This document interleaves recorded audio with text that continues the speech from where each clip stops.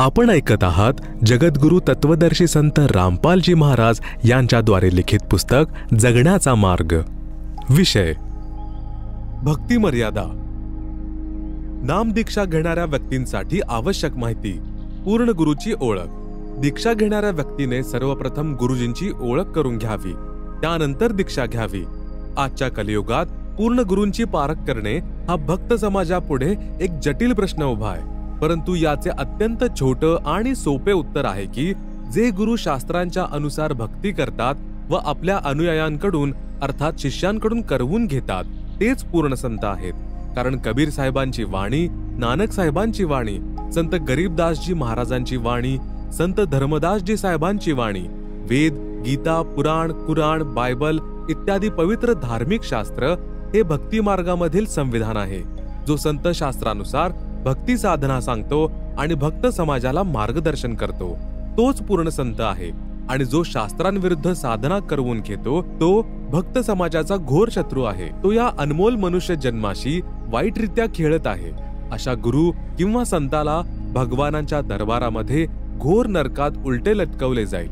उदाहरणार्थ, जसे कोणी अध्यापक सिलेबस म्हणजे पाठ्यक्रमाच्या बाहेरचे शिक्षण देत असेल तर तो त्या विद्यार्थ्यांचा शत्रूच म्हणावा लागेल. गीता अध्याय 7 श्लोक नंबर 15. न माम दुष्कृतिनः मूढः प्रपद्यन्ते नराधमाः मायया अपरुज्ञानाः आसुरम भावम आश्रिताः. अनुवाद: ज्यांचे मायेद्वारे ज्ञान हरण झाले आहे असे असुर स्वभाव धारण केलेले मनुष्यांमध्ये नीच दूषित कर्म करणारे मूर्ख माझी पूजा करत नाहीत. अर्थात ते 3 गुणांचीच म्हणजे रजगुण ब्रह्मा, सद्गुण विष्णू, तमगुण शिव साधना करत राहतात. यजुर्वेद अध्याय नंबर 40 श्लोक नंबर 10. संत रामपालदासजी द्वारे भाषांतर. अन्य देवाहु संभवादन्य दाहु हर संभवात इति सुश्रुम धीराणाम ये नस्त द्विचचक्षिरे. अनुवाद: सामान्यतः परमात्मा यांच्याविषयी निराकार म्हणजेच कधीही न जन्म घेणारा म्हटले जाते. दुसरं, आकारामध्ये म्हणजे जन्म घेऊन अवतार रूपामध्ये येणारा म्हणतात. जे टिकाऊ म्हणजे धीराणाम अर्थात पूर्ण ज्ञानी चांगल्या प्रकारे ऐकवितात. ते या प्रकारे योग्यरित्या म्हणजे तेच समरूप अर्थात यथार्थ स्वरूपात भिन्न भिन्न रूपाने प्रत्यक्ष ज्ञान करवितात. त्या ज्ञानी महात्मा यांच्याकडून परमेश्वर यांच्याविषयी योग्य ज्ञान ऐका. गीता अध्याय नंबर 4 श्लोक नंबर 34. तद्विद्धि प्रणिपातेन परिप्रश्नेन सेवया उपदेक्षन्ति ते ज्ञानम ज्ञानिनः तत्वदर्शिनः. अनुवाद: तू समजून घे, त्या पूर्ण परमात्मा यांचे ज्ञान व समाधान करू शकणाऱ्या संतांना नतमस्तक होऊन दंडवत प्रणाम केल्याने, त्यांची सेवा केल्याने आणि निष्कपटपणे सरलतापूर्वक प्रश्न केल्याने परमात्म तत्व पूर्णपणे जाणणारे ज्ञानी महात्मा तुला त्या तत्वज्ञानाचा उपदेश करतील. उपदेशीसाठी मर्यादा. 1. नशिल्या वस्तूंचे सेवन निषिद्ध.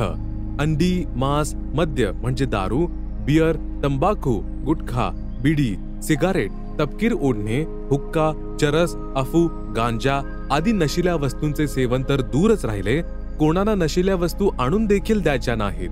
बंदी छोड गरीबदासजी महाराज या सर्व अंमली वस्तूंना अत्यंत वाईट असे सांगताना आपल्या वाणीमध्ये म्हणत आहेत की सुरापान मद्य मांसाहारी गमन करे भोगय पर नारी 70 जन्म कटत है शीशम साक्षी साहिब है जगदीशम परद्वारा स्त्री का खोले 70 जन्म अंधा होय डोले मदिरा पीवय कड़वा पानी 70 जन्म श्वान के जानी गरीब हुक्का हरदम पीवते लाल मिलावई धूर इसमें संशय है नहीं जन्म पिछले सूर गरीब सो नारी जारी करे सुरापान 100 बार एक चिलम हुक्का भरे डुबे काली धार गरीब सुर गऊ को खात है भक्ति बिहुने राड भांग तंबाकू खा गए सो चाबत है हाड गरीब भांग तंबाकू पी वही सुरापान से हेत गोश्त मट्टी खाय कर जंगली बने प्रेत गरीब पान तंबाकू चाब ही नास नाक में देत सो तो इराने गए जूं भड़बूजे का रेत गरीब भांग तंबाकू पी वही गोश्त गला कबाब मोर मृग को भकत है देगे कहा जवाब. 2. तीर्थस्थानांवर जाणे निषिद्ध. कोणत्याही प्रकारचे व्रत करायचे नाही, कोणतीही तीर्थयात्रा करायची नाही, नाही कुठले गंगा स्नान वगैरे करायचे, नाही कोणत्याही अन्य धार्मिक स्थळावर स्नानासाठी किंवा दर्शनासाठी जायचे, कोणत्याही मंदिर व इष्टधामात पूजा व भक्तीच्या भावाने जायचे नाही की या मंदिरात भगवान आहे. भगवान कोणी पशु तर नाही आहे की पुजाऱ्याने त्याला मंदिरामध्ये बांधून ठेवले आहे. भगवान तर कणाकणात व्यापलेला आहे. या सर्व साधना शास्त्रांविरुद्ध आहेत. जरा विचार करून पहा की ही सर्व तीर्थस्थळे जसे जगन्नाथाचे मंदिर, बद्रीनाथ, हरिद्वार, मक्का मदिना, अमरनाथ, वैष्णोदेवी, वृंदावन, मथुरा, बरसाना, अयोध्या राम मंदिर, काशी धाम, छुडानी धाम आदी मंदिर, मस्जिद, गुरुद्वारा, चर्च व इष्टधाम इत्यादी अशी स्थळे आहेत जेथे कोणी संत राहत होते. त्यांनी तेथे आपली भक्ती साधना करून आपल्या भक्तिरूपी धनाचा संचय केला. शरीराचा त्याग करून आपल्या इष्टदेवाच्या लोकी निघून गेले. तत्पश्चात त्यांच्या स्मृती जतन करण्यासाठी त्या ठिकाणी कोणी मंदिर, कोणी मस्जिद, कोणी गुरुद्वारा, कोणी चर्च वा कोणी धर्मशाळा इत्यादी बनवले, जेणेकरून त्यांची आठवण राहील आणि आमच्यासारख्या तुच्छ प्राण्यांना प्रमाण मिळत राहील की आम्हाला देखील असेच कर्म केले पाहिजे जसे या महान आत्म्यांनी केले. ही सर्व धार्मिक स्थळे आम्हा सर्वांना हाच संदेश देतात की जशी भक्ती साधना या प्रसिद्ध संतांनी केलेली आहे तशीच आपणही करा. त्यासाठी आपण अशा प्रकारे साधना करणाऱ्या व सांगणाऱ्या संतांचा शोध घ्या व नंतर ते जसे सांगतील तसेच करा. नंतर मात्र अशा स्थानांचीच पूजा सुरू झाली की जी बिलकुल व्यर्थ आहे व शास्त्रांविरुद्ध आहे. ही सर्व स्थाने तर अशा एका स्थानासारखी आहेत की जेथे कोणा हलवायाने भट्टी लावून जिलेबी, लाडू इत्यादी पदार्थ बनवून स्वतः खाल्ले आणि आपल्या नातेवाईकांना, मित्रांना खाऊ घालून निघून गेला. त्यानंतर त्या स्थानावर आता तो हलवाईही नाही आणि मिठाई देखील नाही. तेथे उरली आहे ती केवळ भट्टी. ती भट्टी आपणाला मिठाई बनवायला शिकवू शकत नाही आणि आपले पोट म्हणजे उदरही भरू शकत नाही. आता एखादा म्हणाला की चला बंधूंनो, तुम्हाला ती भट्टी दाखवून आणतो जेथे एका हलवायाने मिठाई बनवली होती. चला जाऊन येऊया.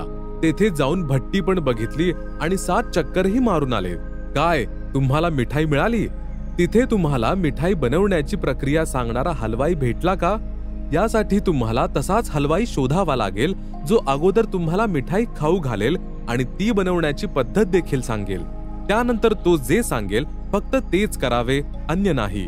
अगदी अशाच प्रकारे तीर्थस्थानांची पूजा न करता तशाच संतांचा शोध घ्या जे शास्त्रानुसार पूर्ण परमात्मा कबीर साहेबांची भक्ती करतात व सांगतात. मग जसे ते सांगतील केवळ तसेच करावे. आपल्या मनाप्रमाणे काहीही करू नये. सामवेद संख्या नंबर 1400 उतारचिक अध्याय नंबर 12 खंड नंबर 3 श्लोक नंबर 5 संत रामपाल दास यांच्याद्वारे भाषांतर. भद्रावस्त्रा समन्यावसानो महान कविर निर्वचनानी शंसन आवच्चस्व चंबोहो पूयमानो विचक्षणो जागृर्विर्देववितौ. मराठी. चतुर व्यक्तींनी आपल्या वचनांद्वारे पूर्ण परमात्मा म्हणजे पूर्ण ब्रह्म यांच्या पूजेचा सत्यमार्ग न दाखवता अमृताच्या स्थानावर अन्य उपासना जसे भूतपूजा, पितृपूजा, श्राद्ध घालणे, 3 गुणांची पूजा, रजगुण ब्रह्मा, सद्गुण विष्णू, तमगुण शंकर, तसेच ब्रह्मकालची पूजा, मंदिर, मस्जिद, गुरुद्वारा, चर्च व तीर्थस्थानी जाणे, उपवासापर्यंतची उपासना, पोटरूपी जखमेतून निघणाऱ्या पूसमान घाणीचे आदरयुक्त आचमन करवित असतात. त्याला परम सुखदायक पूर्ण ब्रह्म कबीर साहेब सहशरीर साधारण वेशभूषेमध्ये, वस्त्र याचा अर्थ आहे वेशभूषा. संतांच्या भाषेत याला चोला देखील म्हटले जाते. जसे एखाद्या संतांनी शरीराचा त्याग केला तर म्हणतात महात्मा तर चोला म्हणजे शरीर सोडून गेले. सतलोकातील शरीरासारखे दुसरे तेजपुंज शरीर धारण करतात. सर्वसामान्य व्यक्तीसारखे जीवन जगून काही दिवस या संसारामध्ये राहतात. आपल्या शब्दसाखी यांच्या माध्यमातून सत्यज्ञानाचं वर्णन करतात. पूर्ण परमात्मा यांचे लपलेले वास्तविक सत्यज्ञान आणि भक्ती जागृत करतात. गीता अध्याय नंबर 16 श्लोक नंबर 23. यह शास्त्राविधिम उत्सृज्य वर्तते कामकारतः न सहा सिद्धिम अवाप्नोति न सुखम न पराम गतिम. अनुवाद. जो पुरुष शास्त्रविधींचा त्याग करून आपल्या इच्छेने मनमाने आचरण करतो तो ना सिद्धीला प्राप्त होतो, ना परमगतीला आणि ना सुखालाही. गीता अध्याय नंबर 6 श्लोक नंबर 16. न अति अश्नतः तु योगः अस्ति न च एकांतम. अनश्नतः न च अति स्वप्नशीलस्य जाग्रतः न एव च अर्जुन। अनुवाद: हे अर्जुन, हा योग अर्थात भक्ती ना अति खाणाऱ्यांची किंवा काहीच न खाणाऱ्यांची, नाही एकांत स्थानी आसन लावून साधना करणाऱ्यांची, तसेच नाही खूप झोपणाऱ्यांची किंवा नाही नेहमी जागे राहणाऱ्या व्यक्तींची सिद्ध होते। पूजै देई धाम को शीश हलावे जो, गरीबदास साची कहे हद काफिर है सो। कबीर गंगा काठे घर करे पीवे निर्मल नीर, मुक्ति नहीं हरि नाम बिन सद्गुरु कहे कबीर। कबीर तीर्थ कर कर जग मुआ, उड़े पानी नहाय, राम ही नाम ना जपा काल घसीटे जाए। गरीब पीतल ही का थाल है पीतल का लोटा, जड़ मूरत को पूजते आवेगा टोटा। गरीब पीतल चमचा पूजिए जो थाल परोसे, जड़ मूरत किस काम की मति रहो भरोसे। कबीर पर्वत पर्वत में फिरिया कारण अपने राम, राम सरीखे जन मिले जिन सारे सब काम। 3. देवी देवता तसेच पितृपूजा निषेध। कोणत्याही प्रकारची पितृपूजा, श्राद्ध घालणे इत्यादी काहीही करायचे नाही। भगवान श्रीकृष्णजींनी देखील या पितरांची व भूतांची पूजा करण्यास स्पष्टपणे मनाई केली आहे। गीताजी अध्याय नंबर 9 श्लोक नंबर 25 मध्ये म्हटले आहे की यांती देवव्रताः देवान पितृऋणयांती पितृव्रताः भूतानि यांती भूतेज्यः मद्याजिनः अपि माम। अनुवाद: देवतांना पूजणारे देवतांना प्राप्त होतात, पितरांना पूजणारे पितरांना प्राप्त होतात, भूतांची पूजा करणारे भूतांना प्राप्त होतात आणि माझ्या मतानुसार पूजा करणारे भक्त माझ्याकडूनच लाभ प्राप्त करतात। बंदीछोड गरीबदासजी महाराज आणि कबीर साहेबजी महाराज देखील म्हणतात, गरीब भूत रमैसो भूत है, देव रमैसो देव, राम रमैसो राम है, सुनो सकल सुरभेव। म्हणूनच त्या पूर्ण परमात्मा परमेश्वराची भक्ती करा ज्यामुळे पूर्ण मुक्ती मिळेल। ते परमात्मा पूर्ण ब्रह्म सत्पुरुष म्हणजे सत्कबीर आहेत। याचे प्रमाण गीतेच्या अध्याय नंबर 18 श्लोक नंबर 46 मध्ये आहे। यतः प्रवृत्तिर्भूतानां येन सर्वमिदं ततं स्वकर्मणा तमभ्यर्च्य सिद्धी विंदती मानवः। अनुवाद: ज्या परमेश्वरापासून समस्त प्राण्यांची उत्पत्ती झालेली आहे आणि ज्यांच्याद्वारे संपूर्ण विश्व व्यापलेले आहे, त्या परमेश्वराची आपल्या स्वाभाविक कर्मांद्वारे पूजा करूनच मनुष्य परमसिद्धीला प्राप्त होतो। गीता अध्याय नंबर 18 श्लोक नंबर 62। तमेव शरणं गच्छ सर्वभावेन भारत, तत्प्रसादात् पराम शांतिम स्थानं प्राप्स्यसि शाश्वतम। अनुवाद: हे भरतवंशोद्भव अर्जुन, तू सर्व भावाने त्या परमेश्वरांच्याच शरणी जा, त्यांच्या कृपेने तू परमशांती व अविनाशी स्थानास प्राप्त होशील। सर्व भावाचे तात्पर्य असे आहे की कोणतीही अन्य पूजा न करता मन कर्म वचनाने एकाच परमेश्वरावर श्रद्धा ठेवणे। गीता अध्याय नंबर 8 चा श्लोक नंबर 22। पुरुषः स परः पार्थ भक्त्या लभ्यस्त्वनन्यया, यस्यांतः स्थानी भूतानि येन सर्वमिदं ततम्। अनुवाद: हे पृथानंदन अर्जुन, संपूर्ण प्राणी ज्याच्या अंतर्गत आहे आणि ज्याच्याद्वारे हा संपूर्ण संसार व्याप्त आहे, तो परमपुरुष परमात्मा तर अनन्य भावे भक्ती केल्यानेच प्राप्त होणे संभव आहे। अनन्य भक्तीचे तात्पर्य असे आहे की एक परमेश्वर म्हणजे पूर्ण ब्रह्म यांची भक्ती करणे, दुसऱ्या देवी देवता म्हणजेच तीनही गुणांची म्हणजे रजगुण ब्रह्मा, सद्गुण विष्णू, तमगुण शिव यांची नाही। गीताजी अध्याय नंबर 15 श्लोक नंबर 1 ते 4। गीता अध्याय नंबर 15 चा श्लोक नंबर 1। ऊर्ध्वमूलम अधः शाखम अश्वत्थम प्राहुर अव्ययम, छंदांसी यस्य पर्णानि यह तम वेद स वेदविद। अनुवाद: वरील बाजूस मुळे आणि खालील बाजूस फांद्या असलेला अविनाशी जो संसार रूपी विस्तृत पिंपळाचा वृक्ष आहे, ज्याचे छोटे छोटे विभाग म्हणजे शाखा, फांद्या व पाने असे म्हटले आहे, त्या संसार रूपी वृक्षाला जो अशा प्रकारे जाणतो तो पूर्ण ज्ञानी अर्थात तत्वदर्शी संत आहे। गीता अध्याय नंबर 15 श्लोक नंबर 2। अधः च ऊर्ध्वं प्रसृताः तस्य शाखाः गुणप्रवृद्धाः विषयप्रवालाः, अधः च मूलानि अनुसंततानि कर्मानुबंधिनी मनुष्यलोके।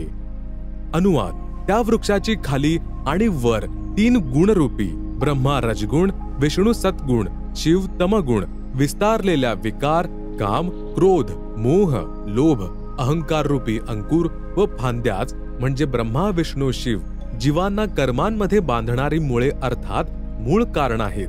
तसेच मनुष्यलोक, स्वर्ग, नरक लोक पृथ्वी लोकात खाली म्हणजे 84 लक्ष योनींमध्ये आणि वर स्थित केलेले आहेत. गीता अध्याय नंबर 15 श्लोक नंबर 3. न रूपम अस्य इह तथा उपलभ्यते न अंतहा न च आदिहि न च संप्रतिष्ठा अश्वत्थम एनम सुविरूढमूलम असंग शस्त्रेण दृढेन चित्वा. अनुवाद: या रचनेची ना सुरुवात आहे ना शेवट आहे, ना तसे स्वरूप प्राप्त होते आणि येथे विचार काळात म्हणजेच माझ्याद्वारे दिल्या जात असणाऱ्या गीता ज्ञानाची पूर्ण माहिती मलाही नाही, कारण सर्व ब्रह्मांडांच्या रचनेचं स्थितीचे योग्य प्रकारे मलाही ज्ञान नाही. अशा चांगल्या प्रकारे स्थायी स्थिती असणाऱ्या मजबूत स्वरूपाच्या शुद्ध तत्वज्ञानरूपी दृढ शस्त्राने म्हणजेच निर्मल तत्वज्ञानाद्वारे छाटून अर्थात निरंजनच्या भक्तीला क्षणिक अर्थात क्षणभंगूर समजून. गीता अध्याय नंबर 15 श्लोक नंबर 4. ततः पदम तत्परिमार्गितव्यम यस्मिन् गता न निर्वतन्ति भूयः तमेव चाद्यम पुरुषम प्रपद्ये यतः प्रवृत्तिः प्रसृता पुराणी. अनुवाद: त्यानंतर त्या परमपद परमात्म्याचा शोध घेतला पाहिजे, ज्यांना प्राप्त झालेले मानव परतून या संसारामध्ये येत नाहीत आणि ज्यांच्यापासून अनादी काळापासून चालत आलेली ही सृष्टी विस्तारलेली आहे. त्या आदिपुरुष परमात्म्यास मी शरण आहे. अशा प्रकारे स्वतः भगवान श्रीकृष्णाने देवी देवतांचा राजा इंद्र याच्या पूजेचा देखील त्याग करून त्या परमात्म्याचीच भक्ती करण्याची प्रेरणा दिलेली होती, ज्यामुळे त्यांनी गोवर्धन पर्वत उचलून इंद्राच्या कोपापासून ब्रजवासियांचे रक्षण केले. गरीब इंद्र चढ़ा ब्रिज डुबोवन भीगा भीत न लेव इंद्र कढ़ाई होत जगत में पूजा खा गए देव. कबीर इस संसार को समझाऊं कै बार पूछ जो पकड़े भेड़ की उतरा चाहे पार. 4. गुरु आज्ञेचे पालन. गुरुदेवजींच्या आज्ञेशिवाय घरामध्ये कोणत्याही प्रकारचे धार्मिक अनुष्ठान करू नये. जसे बंदी छोड आपल्या वाणीमध्ये म्हणतात की गुरुबिन यज्ञ हवन जो करही मिथ्या जावे कबहू नहीं फलही. कबीर गुरुबिन माला फेरते गुरुबिन देते दान गुरुबिन दोनों निष्फल है पूछो वेद पुराण. 5. माता मसानीची पूजा निषिद्ध. आपल्या शेतामध्ये बनवलेली समाधी किंवा कोणत्याही अन्य देवतांच्या समाधीची पूजा करायची नाही. समाधी कोणाचीही असो अजिबात पूजा करायची नाही. इतर कोणत्याही उपासना करायच्या नाहीत, इथपर्यंत की 3 गुणांची म्हणजे ब्रह्मा विष्णू महेश देखील पूजा करायची नाही. केवळ गुरुजींनी सांगितल्याप्रमाणेच करायचे आहे. गीता अध्याय नंबर 7 श्लोक नंबर 15. न माम दुष्कृतिनः मूढाः प्रपद्यन्ते नराधमाः मायया अपरुत ज्ञानः आसुरम भावम आश्रिताः. अनुवाद: मायेद्वारे ज्यांचे ज्ञान हरण झालेले आहे असा असुर स्वभाव धारण केलेले मनुष्य, नीच, दूषित कर्म करणारे मूर्ख माझी देखील पूजा करत नाहीत. अर्थात ते 3ही गुणांचीच म्हणजे रजगुण ब्रह्मा, सद्गुण विष्णू, तमगुण शिव साधना करत राहतात. कबीर माई मसानी शेड शीतला भैरव भूत हनुमंत परमात्मा उनसे दूर है जो इनको पूजंत. कबीर 100 वर्ष तो गुरु की सेवा एक दिन आन उपासी वो अपराधी आत्मा परे काल की फासी गुरु को तजय भजे जो आना तापसुआ को फोकट ज्ञाना. 6.